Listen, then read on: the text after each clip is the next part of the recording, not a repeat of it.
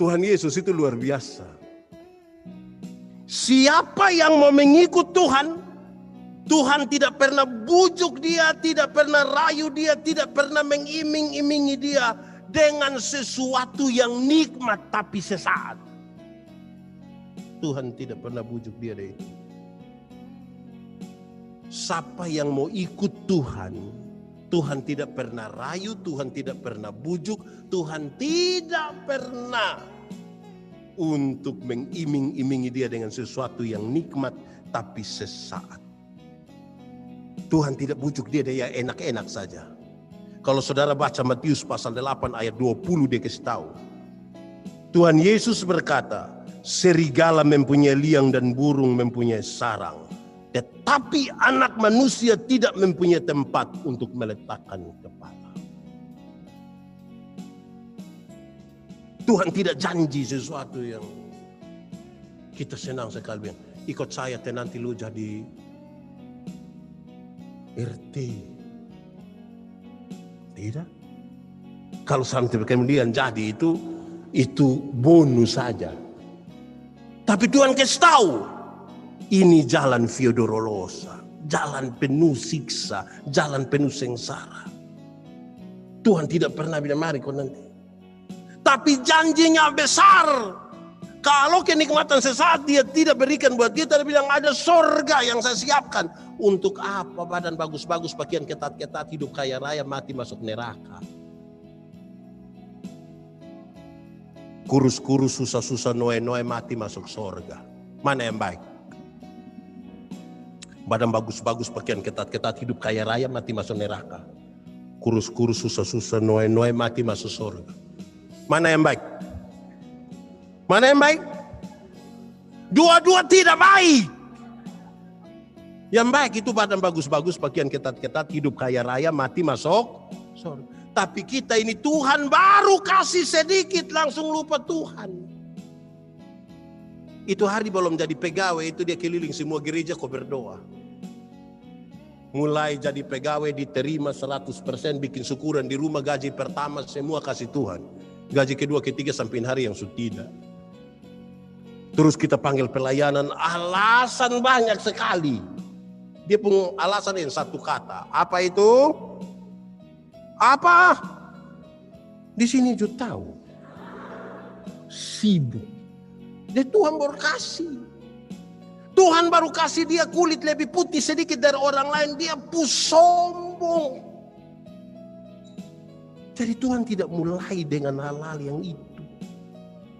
Kadang-kadang dia pun sombong itu menular. Yang RT dia pun suami tapi suruh panggil dia mama RT. Oh, bagaya.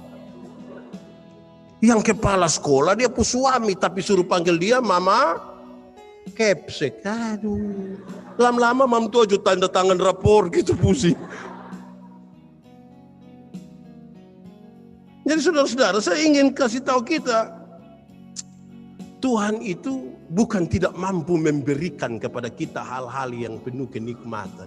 Bukan tidak mampu. Tapi semua yang nikmat yang dipikirkan oleh manusia itu bersifat sangat terbatas. Semua akan habis selesai. Tuhan Yesus lagi bawa kita pemikiran ini kepada sesuatu yang menembus ruang dan waktu. Pada kekekalan kita. Bukan hanya ketika kita umur 70 sampai 80 tahun. Tetapi dari kekal hingga itu yang Tuhan mau. Ketiga dulu saudara. Saya mencatat untuk kita bahwa Tuhan Yesus memanggil siapapun untuk mengalami sesuatu yang bukan dia alami pertama, tapi Tuhan sudah mengalaminya lebih duluan. Ketika Tuhan memanggil seseorang untuk ada pada jalan via dolorosa, menderita bersama-sama dengan dia. Dia tidak pernah membiarkan kita untuk kita menderita duluan, tapi dia tidak pernah menderita. Semua yang terjadi pada diri kita, Yesus sudah pernah alami. Kalau saudara pernah menderita, Yesus juga pernah menderita. melayani lebih sungguh. Sekali lagi, melayani apa? Lebih. Ini poinnya. Tuhan lebih dulu melayani kepada siapa? Kepada melayani lebih apa? Kadang-kadang kan kita tidak bisa mengampuni, kita tidak bisa menerima, tapi Yesus bilang mengasihi lebih apa? Sekali lagi, mengasihi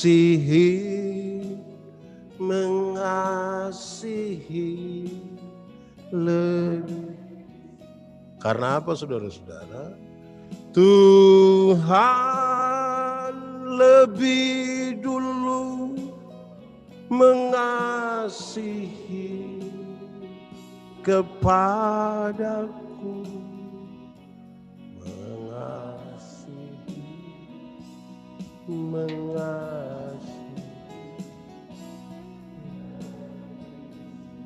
Kadang-kadang kita mau mengasihi gengsi. Tapi Tuhan sudah duluan buat itu. Ini lagu saya suka sekali, kan dia penuh pengajaran buat kita bahwa apa yang kita alami Tuhan sudah lebih duluan. Ini bukan lagu yang kita menyanyi di orang mati. Kok anak muda duduk dong melayani. Orang belum kasih keluar kopi dong kasih melayani. Bukan itu. Tapi dia mau kasih tahu sebelum kita mengalami dan menjalani sesuatu, Tuhan lebih duluan. Amin kok. Itu yang luar biasa, saudara-saudara. Keempat, saudara-saudara, kepada orang-orang yang Tuhan panggil, dia beri kekuatan kepada kita untuk memikul salib. Semua orang yang Tuhan panggil pada jalan bersama dengan Tuhan itu, kekuatan dia berikan kepada kita untuk pikul salib. Dan kekuatan itu adalah kekuatan yang dari Tuhan. Tuhan itu sendiri, karena Tuhan ukur betul. Saya itu membaca kembali bagian ini. Pertama Korintus pasal 10 ayat 13. Pencobaan-pencobaan yang kamu alami adalah pencobaan-pencobaan biasa. Yang tidak melebihi kekuatan manusia. Sebab Allah setia dan karena itu ia tidak akan membiarkan kamu dicobai melampaui kekuatan kamu. Pada waktu kamu dicobai akan memberikan kepadamu jalan keluar sehingga kamu dapat menanggungnya. Tuhan berikan kepada kita kekuatan. Amin kok.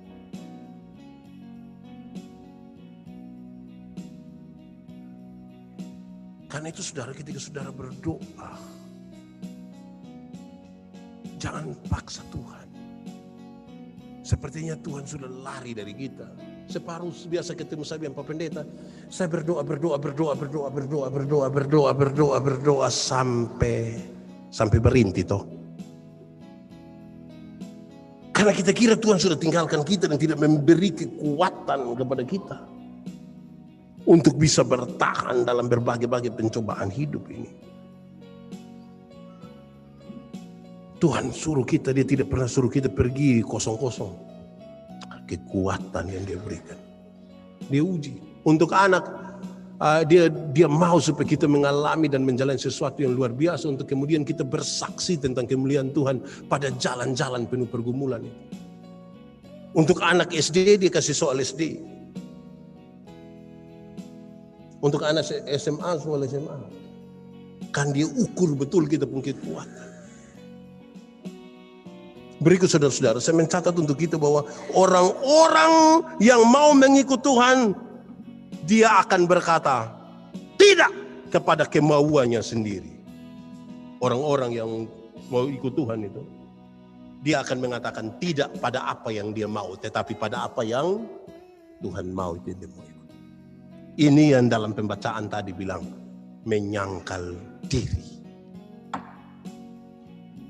Saya berkhotbah di mana-mana dan sampai menyangkal diri. Saya bilang menyangkal diri itu artinya bukan saya, tapi bukan saya.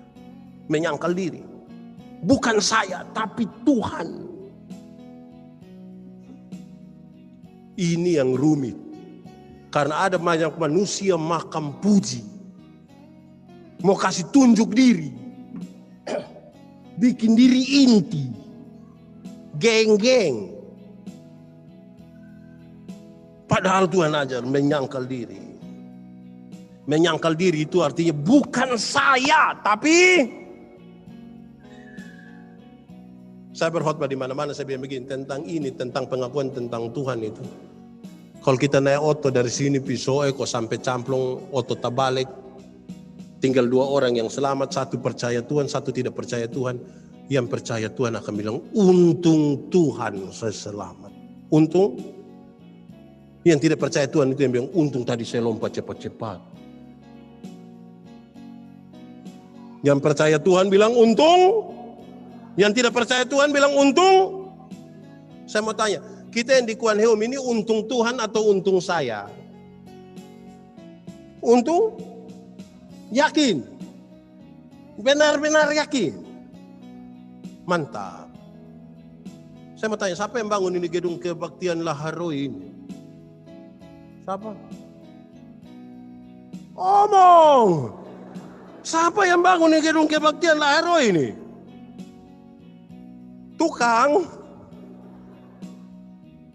Kalau kita tanya Bapak, siapa yang bangun ini gedung kebaktian Laharoi? Dia bilang, bukan saya, tapi padahal dia yang setengah mati kumpul uang. Panitia pembangunan pusing dengan antar ini envelope pembangunan. Tapi waktu ditanya, siapa bang? Dia bilang, maaf, bukan saya. Tapi kalau kita tanya, dia bilang, Papa, siapa yang bangun itu gedung kebaktian? Dia bilang, bukan saya. Cocek sah. Itu hari kalau bukan yang ini. Untung.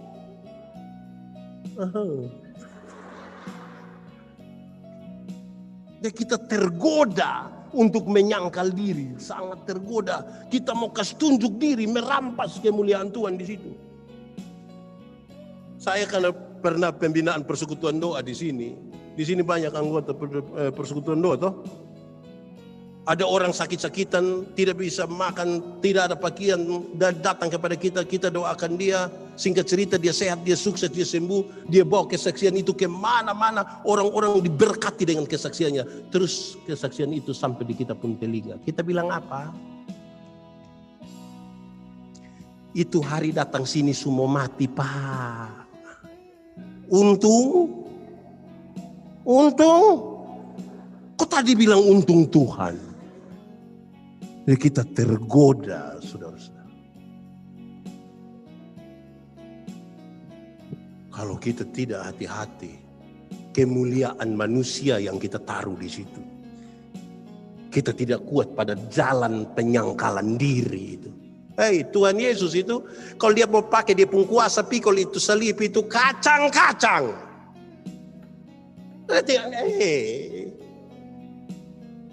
Saudara percaya Yesus penuh kuasa kok tidak? Percaya kok tidak? Dia bisa pikul itu salib kok tidak? Terlalu gampang. Tapi dia tahu misi yang harus dia bawa untuk penyelamat. Bukan geng. Kira-kira ketika dia disalib dia bisa lawan itu tentara-tentara yang mau ditembak tombak. Bisa kok tidak? Tapi apa? Dia menyangkal. Tapi kita ini saudara, kadang-kadang kepingin kasih tunjuk kuasa. Orang yang kepingin kasih tunjuk kuasa itu dia pun kalimat tiap hari gampang. Pak Pendeta, pokoknya bolok Kuan Heum itu tanya saja. Tanya saja. Tanya apa? Pokoknya yang paling gila ini sudah. Wah, ini dia mesti diselesaikan ini. Di sini ada yang sedikit-sedikit bilang tanya saja. Ada. Bagaya. Berhenti. Menyangkal diri. Karena siapa yang mau ada dalam perjalanan dengan Tuhan itu, dia katakan tidak pada diri. Karena dia mau ikut Tuhan, mau. Saya mau kasih saudara, bikin kacau itu gampang-gampang sah. Kalau saya tinggal angka amin, Mike lempar ibu ini. Itu suka kacau. Tapi saya mau menyangkal diri, saya tidak akan lempar ibu. Karena berbuat baik itu yang susah, kan kita mau jalan bersama-sama. Kadang-kadang kita yang terlalu sombong, terlalu angkuh, terlalu kesetuju diri. Kalau dia mulai omong, dia bilang, jangan cari, jangan. Hai, usah kau kok.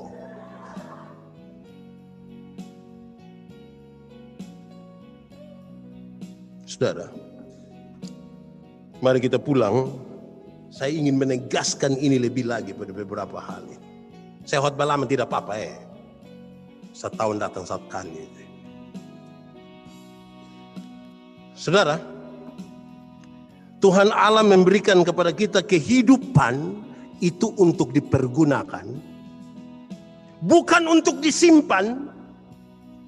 Tetapi saudara perlu tahu, mempergunakan kehidupan itu penuh dengan resiko. Kalau saya ringkaskan ini kalimat dia begini, kalau Tuhan kasih kita hidup, pasti dia punya maksud. Amin kok. Kalau kita hidup sampai hari ini, ada maksud.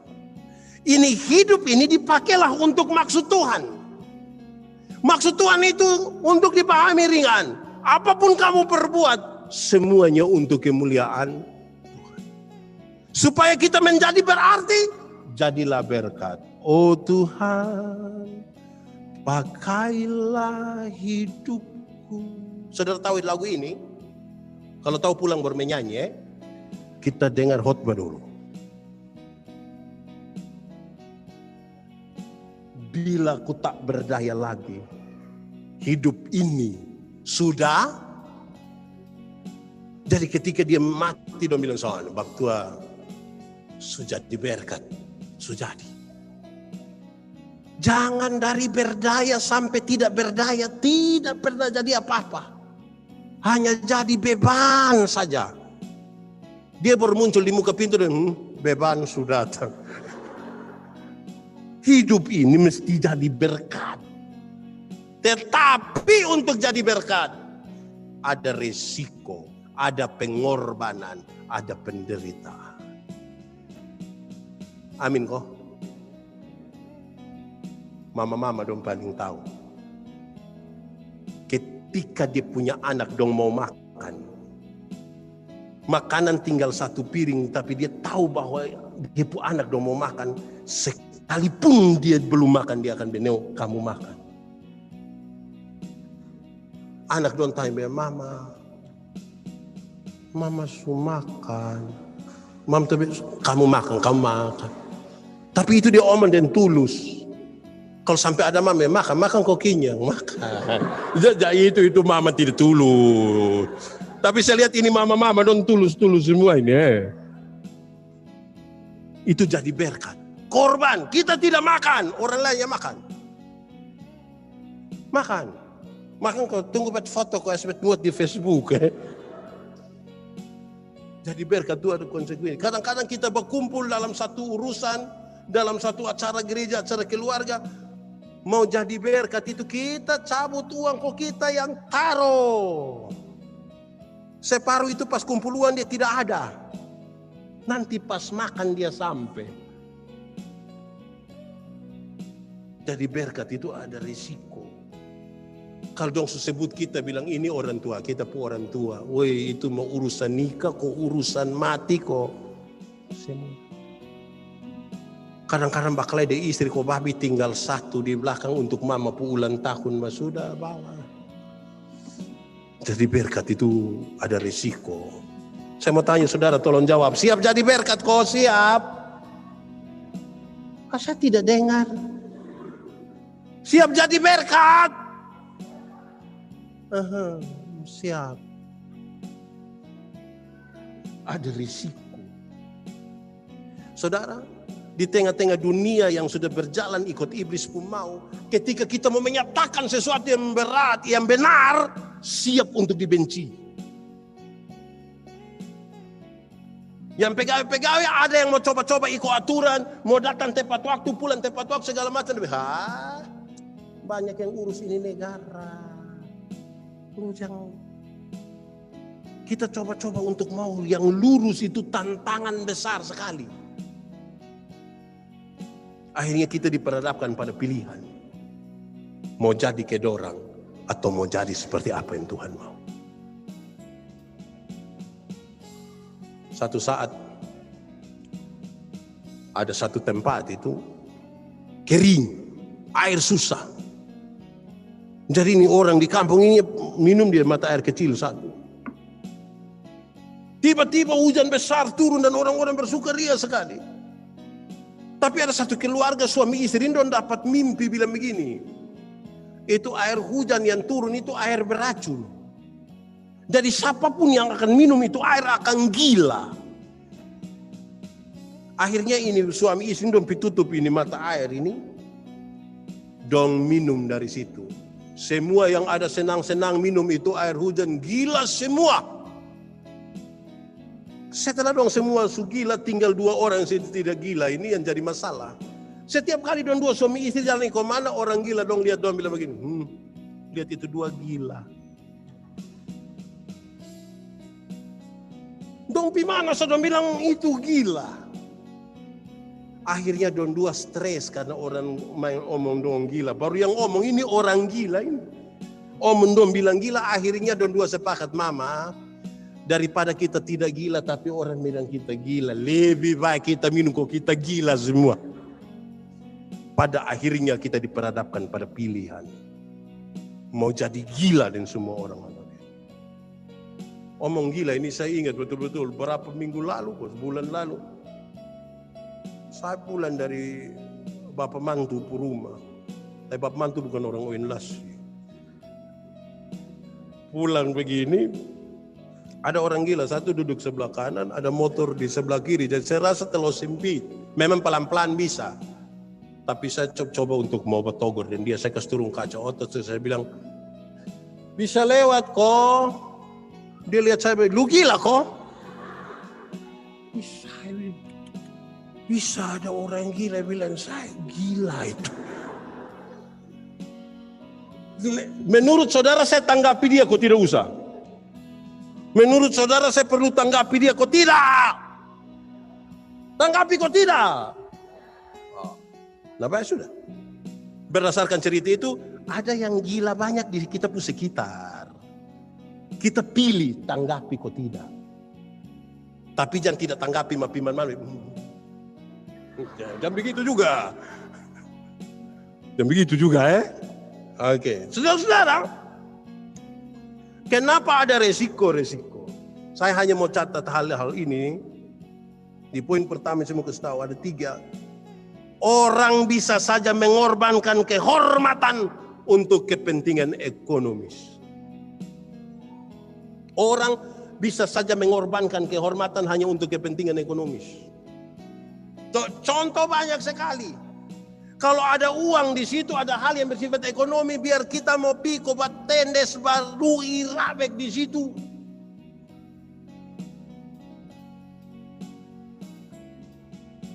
Disebut miskin tidak mau. Tapi bantuan untuk kakak miskin, kami miskin semua. Miskin motor 14. Orang bisa mengorbankan kehormatan hanya untuk hal-hal yang sifat ekonomi. Kedua, orang bisa saja mengorbankan prinsip kepentingannya untuk popularitas, ketenaran. Kadang-kadang kita bisa mengorbankan kita pun prinsip hidup yang penting terkenal. Saudara tahu bahwa di dunia ketika digital ini makin meluas di mana-mana, orang bisa pakai pakaian yang kain-kain sepotong itu. Yang penting makin gila makin tenar. Pokoknya bikin apa kok, yang penting aneh sendiri. Wih, itu tenar. Awas, jangan sampai kita mengorbankan prinsip kita hanya untuk sebuah popularitas, ketenaran, supaya orang kenal kita. Jangan. Kau mau bersaing deh siapa? Kau mau bersaing deh siapa? Kadang-kadang kita pusing kau mau bersaing dengan orang, padahal orang ada diam-diam sah. Kita yang pusing. Duduk-duduk kita bilang, weh tadi dia ada omong apa sampai tahu. Oh ya, dia ada omong apa, omong kosong. Kadang-kadang saudara, orang bisa mengorbankan sesuatu yang abadi untuk hal-hal yang bersifat sementara. Yang abadi, yang kekal untuk hal-hal yang bersifat. Di sini ada anak muda. Anak muda, ada calon suami, calon istri ada. Hati-hati yuk. Dalam pengalaman pelayanan ini kami kasih CD orang ini, aduh. Apakah jawabmu itu? Dia pakai menangis berbeda. Ya, saya percaya dan berjanji dengan segenap hati. Foto baru kirim di kampung. Tapi 6 bulan kemudian dia datang dan dia pun bapak mama baru dia bilang, Bapak pendeta tolong dulu. Tolong apa? Tolong saya. Tiap hari tolong lu saja. Kenapa? Bapak, kami sunika dina sang. Terus dia pun mama bilang, Ais namanya anak-anak dong, suka kita mau bilang apa lah yang. Terus dia pun bapak bilang, namanya kita orang tua pun tugas ini urus toang. Terakhir pendeta hanya bilang, hoang. Jadi kadang-kadang untuk sesuatu yang kekal orang bisa jual Tuhan Yesus. Amin kok. Di Konheum ada yang gara-gara cinta itu, yang cinta beda agama itu. Jodoh, pekerjaan, ekonomi bisa buat orang lupa buat Tuhan. Orang bisa korbankan. Kenapa? Dia tahu bahwa kalau dia ambil jalan itu, tetap pada Tuhan, dia menderita. Buka kios sama-sama, yang satu lantai 2 dia pun tutup. Siapa mau begitu? Dia juga mau. Kita bisa mengorbankan itu semua.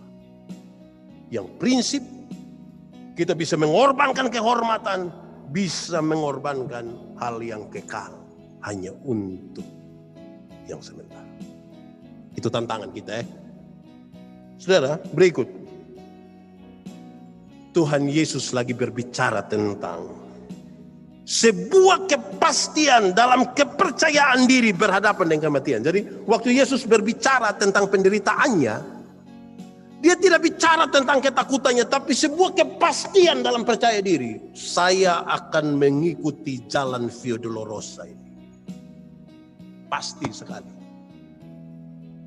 Dia tidak menyerah, dia tidak pasrah, tapi dia siap untuk masuk dalam jalan itu. Kadang-kadang kita masuk dalam jalan Via Dolorosa itu terpaksa. So tidak ada pilihan lain. Jadi Tuhan Yesus ketika bicara itu dia bicara dalam sebuah kepastian. Masuk dalam penderitaan. Kenapa saudara? Karena salib itu bukan saja berbicara tentang penderitaan karena memikul salib. Diludahi, dipukul. Tapi salib itu berbicara juga tentang pembunuhan. Yesus sengsara, diludahi, dicambuk, disiksa, pikul salib. Selesai di situ, tidak naik lagi dia pun kelas. Dia dibunuh.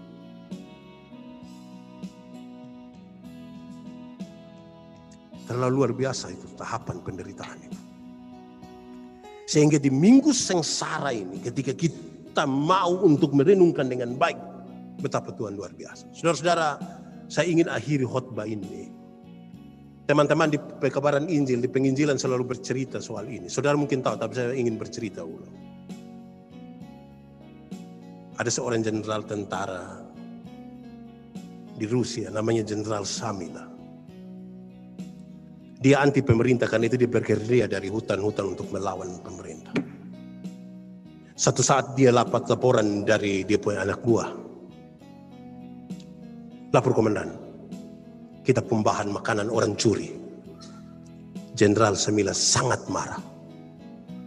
Kita sudah susah, makanan makin sedikit, masih ada orang pencuri. Dia perintah dia pada anak buah, cari yang pencuri, tangkap, pukul, cambuk dia di muka umum biar yang lain lihat, supaya jangan coba-coba ulang. Kamu jangan coba-coba kembali kalau belum dapat yang curi. Beberapa saat kemudian anak buah datang lapor komandan, kita sudah dapat yang pencuri. Oke, siap semua, panggil semua orang berdiri di situ. Algojo siap baru kasih tahu saya. Setelah semua siap dan datang lapor, komandan sudah. Ketika Jenderal Samila pergi ke sana, betapa terkejutnya dia. Dia sangat terkejut. Kenapa? Ternyata yang pencuri itu ialah dia punya mama kandung sendiri. Ketika tahu bahwa yang pencuri ini dia punya mama kandung sendiri, dia sangat dilematis. Kalau dia hukum dia punya mama kandung, orang akan bilang ini anak tidak tahu diri. Masa mama yang melahirkan dia hukum? Tapi kalau dia tidak hukum dia punya mama kandung, orang akan bilang dia pemimpin yang tidak adil. Orang lain dia hukum, tapi dia punya mama sendiri dia tidak hukum. Lalu apa yang dilakukan oleh Jenderal Samila? Dia buka dia punya baju kebesaran sebagai seorang jenderal. Dengan badan telanjang itu dia peluk dia punya mama kuat-kuat. Dia bisikan satu kalimat dia punya mama pun telinga. Ibu, aku mengasihi engkau. Terus dari mulutnya sendiri dia perintah dia punya anak buah, cambuk. Dia punya anak buah dong semua maju mulai cambuk dia punya mama. Tapi karena dia peluk dia punya mama kuat-kuat, tidak ada satu cambuk pun yang kena dia punya mama. Semua kena di dia punya badan sendiri. Saya mau tanya, ada kasih kok tidak di situ? Ada keadilan di situ kok tidak? Kasih dan keadilan hanya bisa bertemu melalui sebuah pengorbanan. Itu yang membuat Yesus memeluk kita, sengsara karena kita. Mari kita tunduk kepala di hadapan Tuhan.